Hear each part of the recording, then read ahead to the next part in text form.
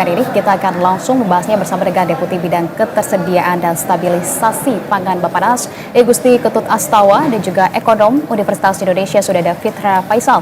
Selamat sore Bapak-Bapak sekalian. Selamat sore Mbak Fitra, selamat sore. Baik, saya ingin ke Pak Ketut terlebih dahulu. Pak Ketut, sebelumnya bolehkah Anda jabarkan kemudian apa yang kemudian melatar belakangi dari kebijakan ini? Karena kita tahu ini juga komitmen dari pemerintah untuk mendukung dari sektor pertanian. Akan tetapi keputusan ini menimbulkan pertanyaan besar, Pak Ketut. Kekhawatiran bagi masyarakat yang bergantung pada bantuan pemerintah ini, Pak Ketut. Baik, terima kasih Mbak. Penghentian atau penundaan bantuan pangan dan penghentian sementara pelaksanaan SPAP itu di latar belakangi memang di bulan Februari, Maret, April ini adalah mulai puncak panen. Artinya panen kita agak maju sedikit sehingga di dalam rakortas disepakati bahwa dalam rangka upaya menjaga harga di tingkat petani, maka intervensi-intervensi pemerintah mesti harus dikendalikan. Karena apa? Kalau pada saat yang sama panen raya, kemudian pada yang sama juga dilakukan intervensi ke masyarakat, maka dikhawatirkan harga di tingkat petani akan jatuh terus. Oleh karena itu, pada saat itulah diputuskan bahwa perlu dilakukan penghentian atau penundaan sementara sehingga panen raya ini bisa dinikmati oleh petani. Kemudian setelah itu baru akan dilakukan rakortas berikutnya untuk penetapan kapan dimulainya kembali bantuan pangan tersebut. Memang di satu sisi kita harus menjaga di tingkat hulunya, tapi di sisi lain juga dipastikan dengan stok bulog di Bulog akan banyak, maka dapat dipastikan kenaikan harga beras bisa kita kendalikan. Dan kami sudah selalu berkoordinasi dengan teman-teman Perpadi, KTI dan lain sebagainya, KTNA juga, untuk memastikan pengendalian harga. Walaupun tidak ada tindakan atau intervensi SPAP dan bantuan pangan, maka kita harapkan harga-harga di tingkat konsumen dapat dikendalikan bersama sehingga tidak terjadi lonjakan-lonjakan. Mestinya pada saat menjelang Lebaran pun tidak terjadi lonjakan-lonjakan yang tidak kita kehendaki. Oleh karena itu sekali lagi tujuan daripada penundaan bantuan pangan dan penghentian sementara SPAP ini adalah satu, memperkuat cadangan pangan, kedua konsentrasi penyerapan gabah petani, dan yang ketiga pasti menjaga agar jangan sampai gabah di tingkat petani terus anjlok. Oleh karena itu sekali lagi kita sudah menjaga hulu dan hilirnya yang dilakukan oleh pemerintah. Saya kira demikian, Mbak. Oke, baik. Artinya secara keseluruhan ini sebetulnya untuk menjaga upaya dari pasokan itu sendiri dan juga permintaan di pasar pangan begitu ya. Saya ingin ke Mas Fitra. Mas Fitra, kalau Anda melihat penjelasan dari Pak Ketut tadi, bagaimana kemudian tanggapan Anda? Apa kemudian dampaknya terhadap masyarakat, Mas Fitra? Iya, jadi saya melihat memang motivasinya bagus ya untuk kemudian menjaga bagaimana harga di level petani itu tidak anjlok. Tapi kalau kita bisa lihat lagi secara umum ya, ini perlu kemudian dilihat beberapa mitigasi-mitigasi terutama kepada masyarakat berpendapatan rendah yang mana memang mereka tertekan ya kondisinya. Jadi begini, saya kasih gambaran. Inflasi di Januari itu kan 0,76% year on year. Nah, kalau kita lihat ya, bagaimana seharusnya prognosis inflasi di Januari itu 1,88% secara konsensus, tetapi ini bahkan anjlok setengahnya saja.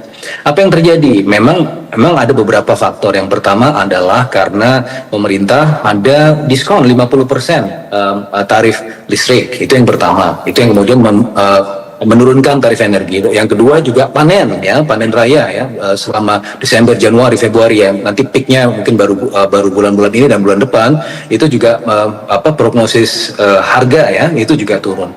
Tapi di sisi yang lain sebenarnya ini juga mengindikasikan bahwa demand-nya terlalu lemah gitu ya, meskipun dengan adanya supply side surplus seperti ini, tetapi di sisi yang lain demand-nya seharusnya ekspektasi demand di akhir Desember, Januari sampai Februari itu seharusnya tinggi gitu kan, sehingga ini adalah indikasi bahwa memang ada sluggish demand. Dan kita sudah melihat bagaimana pertumbuhan ekonomi di tahun 2024 itu jatuh ya di bawah rata-rata 10 tahun ya, 5,03% ini tentunya di bawah average yang 5,07%. Sehingga saya lihat begini, memang kalau ada kalanya kita juga harus memperhatikan nilai tukar petani, dan itu that's true ya. Tetapi cara-caranya juga saya rasa ya bisa dioptimalkan lagi itu. Bulog sebagai off taker, sementara kemudian masyarakat berpendapatan menengah ini, terutama aspiring middle class dan juga ke bawah, itu juga masih bisa menerima manfaat ya dari bansos ini, terutama 16 juta penerima manfaat. Saya rasa sangat wajar ya ketika ini lanjutan bantuan ini tetap dilanjutkan, karena kalau kita berbicara mengenai harga ya, tidak mesti 16 juta ini mempengaruhi harga. Hasil simulasi kami menunjukkan bahwa ya kelompok berpendapatan menengah ini, menengah ke bawah ya, terutama apalagi yang masuk dari data terpadu kesejahteraan sosial, itu tidak mempengaruhi harga. Ya, sehingga kemudian menurut saya itu akan sangat baik sekali apabila bansos ini tetap dilanjutkan, karena memang masyarakat dalam keadaan yang tertekan. Ini kita jangan sampai menciptakan ranjau-ranjau ekonomi barulah jelang Ramadan dan Lebaran ini. Ini peristiwa-peristiwa yang sangat sensitif sekali. Di sisi yang lain ya, proses pengendalian harga, menjaga harga tetap tinggi di level petani, itu masih banyak kreatif cara-cara kreatif lainnya, sehingga saya rasa jangan sampai seperti LPG kemarin yang tidak memicu kekisruhan ya di pasar. Jadi menurut Anda apakah langkah ini sudah tepat untuk menjaga stabilitas ekonomi juga, terutama dalam sektor pertanian? Menurut Anda sudah tepat atau belum, Mas Fitra? Saya rasa belum tepat ya, karena ya seperti yang saya sampaikan tadi, kita juga harus memperhatikan struktur demand dari masyarakat, dan juga kita harus memperhatikan sensitivitas demand terhadap perubahan harga-harga. Dan dari beberapa simulasi menunjukkan bahwa 16 juta ya kelompok masyarakat terbawah ini itu tidak mampu untuk menggenjot harga secara signifikan. Yang menggenjot harga siapa? Ya tengkulak. Yang menggenjot harga siapa? Ya oligark. Itu yang kemudian harus dikejar. Jadi bukan masyarakatnya kemudian tidak diberikan bantuan, itu salah sekali. Ya itu bisa jadi ya kalau misalnya Pak Prabowo dengar sampai ke atasnya, itu bisa ngamuk-ngamuk juga gitu kan, karena ini kan masyarakat berpendapatan ke bawah. Oke, saya ingin ke Pak Ketut. Pak Ketut, bagaimana tanggapannya kalau terkait dengan tadi yang sudah disampaikan oleh Mas Fitra? Apakah kemudian mekanisme penyerapan gabah petani oleh Bulog dengan anggaran yang tadi sudah disampaikan adalah 16,6 triliun, dan bagaimana kemudian untuk memastikan petani juga mendapatkan harga yang sesuai dengan harga pembelian pemerintah, yakni sekitar 6.500 ya, koreksi jika saya salah, Pak Fitra, Pak Ketut. Baik, terima kasih. Makanya strateginya Bulog ditugaskan menyerap 3 juta setara beras. Kemudian kita tetapkan yang namanya HPP GKP, bukan GKG. Sehingga kalau kita menetapkan HPP GKP, otomatis kita dorong dan kita harapkan bahwa Bulog itu langsung menyerap ke tingkat petani. Sehingga GKP 6.500, inequality malah, ini kita harapkan benar-benar dirasakan oleh petani. Jadi satu sisi bahwa kebijakan dalam rangka penerapan HPP ini jelas-jelas benar-benar berpihak kepada penguatan dan peningkatan kapabilitas daripada petani kita. Itu yang poin pertama. Yang kedua, saya sampaikan bahwa pemerintah tidak menghilangkan, tapi menunda sementara. Itu yang pertama. Kemudian menghentikan sementara. Karena apa? Pada saat Februari, Maret, April ini begitu besar penyerapan dari tingkat petani kita, sehingga menyerap beras juga, menyerap GKP juga. Nah, jangan sampai sekali lagi pada saat panen raya kemudian ada intervensi, masyarakat tidak membeli, kita memitigasinya bahwa jangan sampai pada saat itu pula harga di petani malah anjlok. Karena kondisi harga beras ini stabil terus, banyak ini tetap stabil di masyarakat. Nah, kalau ditambah dengan kondisi anjloknya di tingkat petani, ini rawan bagi petani kita. Petani kita tidak akan memproduksi, padahal kita memiliki cita-cita swasembada pangan. Oleh karena itu, sekali lagi, ini tidak dihentikan tapi ditunda sementara, sehingga nanti kita lakukan evaluasi, mungkin sebulan 2 bulan kita akan lakukan evaluasi. Saat itulah setelah kita mitigasi dengan hasil yang memang harus kita majukan, kita lakukan lagi, pasti akan dilakukan lagi. Saya kira demikian. Nah, Mas Fitra, ditegaskan bahwa tidak dihentikan, akan tetapi ini hanya sementara saja. Apakah menurut Anda kemudian kebijakan dari pemerintah ini untuk menghentikan sementara ini akan berdampak juga terhadap pola bantuan begitu ketahanan pangan di masa depan? Kemudian untuk mungkin dalam jangka 6 bulan ke depan, yang mana ini akan dihentikan? Ini Mbak, jadi kalau saya melihatnya ya, jadi Bulog tetap bisa menjalankan fungsi-fungsi off taker, ya itu untuk menstabilkan harga supaya petani ya juga tetap bahagia. Yang kedua adalah dari sensitivity analysis, 16 juta ini tidak akan mempengaruhi harga secara signifikan.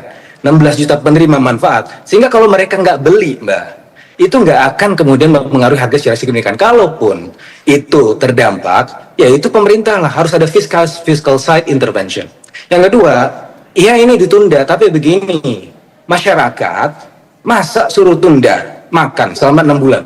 Bantuan sosial yang seharusnya didapat di Januari Februari menjelang Lebaran itu mereka tidak dapatkan. Itu coba logikanya di mana, gitu kan? Nah ini kan ranjau-ranjau ekonomi yang harus kita hilangkan gitu.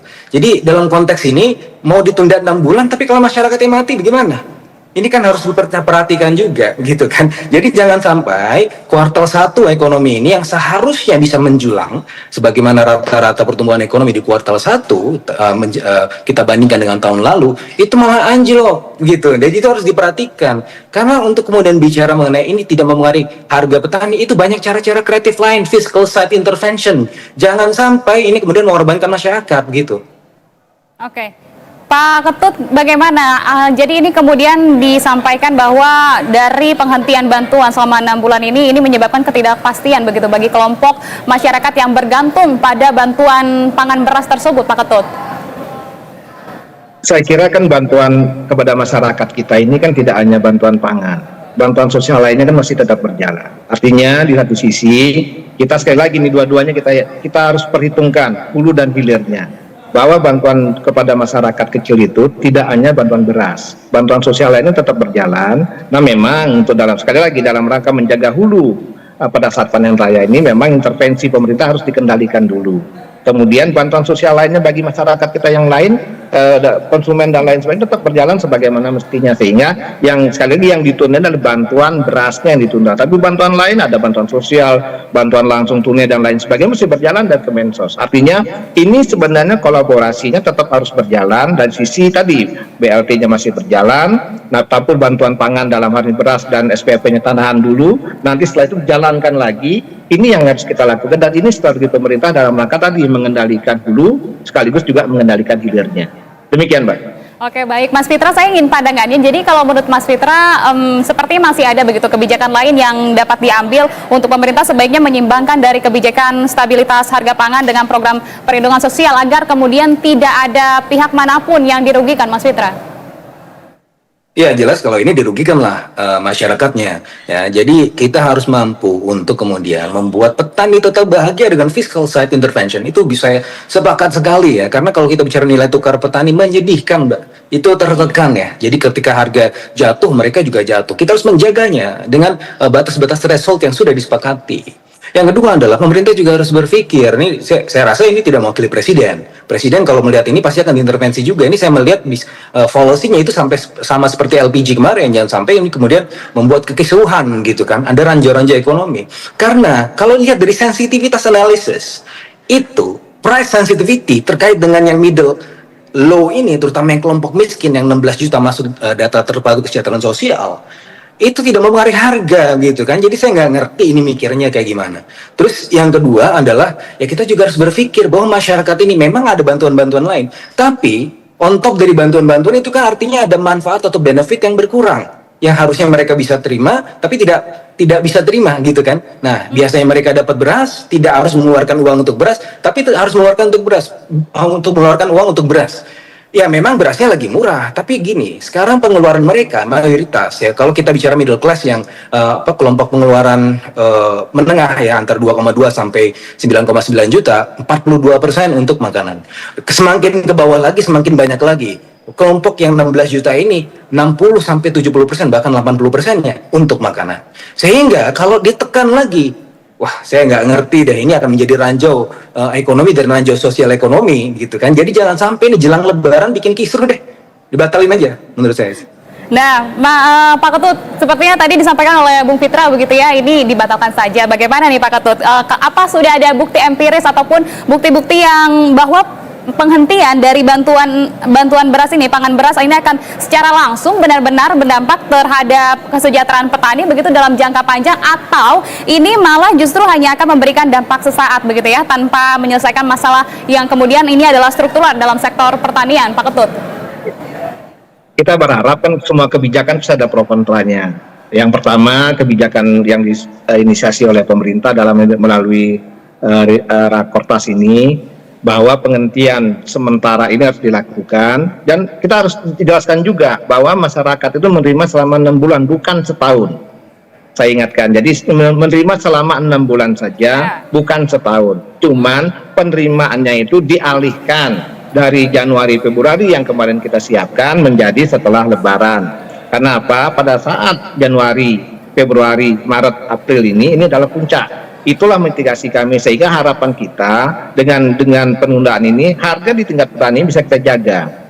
Kita penting sekali menjaga harga tingkat petani. Mas Vita sudah sepakat kalau NTP-TPT dibuat 100, kasihan petani kita. Oleh karena itu kita jaga ini, ya makmur dulu petani kita, kemudian baru kita bantuan pangan tetap berjalan, namun waktunya yang berbeda. Saya kira demikian. Mudah-mudahan namanya pro kontra kebijakan pasti ada, tapi mudah-mudahan dengan tujuan kita menjaga petani sekaligus juga menjaga agar inflasi di hilir tidak terlalu tinggi, mudah-mudahan bisa diterima, dan pasti kebijakan itu pasti dinamis. Tatkala kita lakukan evaluasi ke depannya, ada apa-apa dan kurang dan lain sebagainya, pasti bisa dilakukan evaluasi. Tidak boleh statis kebijakan itu, tapi tetap harus mempertimbangkan dan mendengarkan keluh kesah aspirasi daripada masyarakat. Saya kira demikian.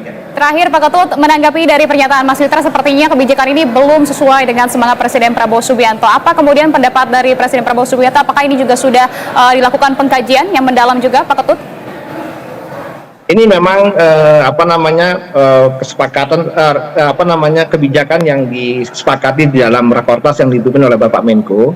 Kemudian memang dikaji dan kemudian beberapa kondisi kita lihat dan bagaimana menjaga titik hulunya sehingga hulu ini bisa disenangkan dulu, dinyamankan dulu sekaligus dalam rangka mencapai swasembada pangan itu. Itu yang saya kira.